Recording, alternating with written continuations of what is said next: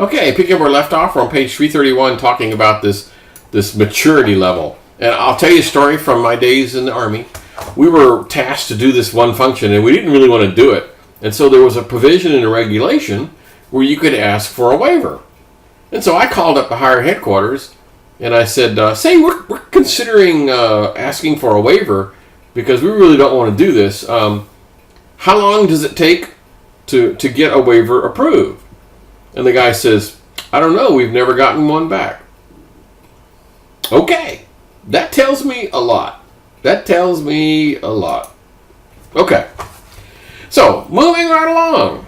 After maturity model, the PMI, the gang who kind of helped write the book, they have their organizational project management maturity model, OPM3. And it's based upon the 180 best practices, and we are not going to go through them all. So, yes, that's all what this thing's about, is this basically is their version of that, and if you follow these best practices, you're helping the entire organization. Again, we're not talking about just the IT project. We're talking about, hiring and firing and accounts receivable, the warehouse operations and, getting paychecks and done,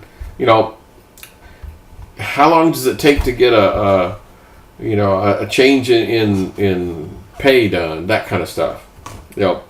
It's the big picture, right? Okay. So on page 333, they talk about using software, and so the 7 basic tools. Remember those guys? Those charts, right?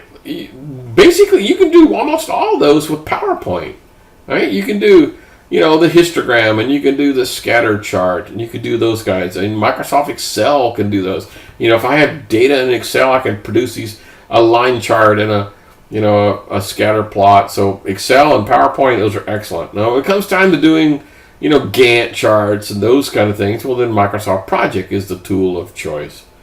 But, PowerPoint and Excel, that's probably good enough for the vast majority of those initial batch of those tools that we talked about. And we are going to have a homework assignment that basically shows that you can do that.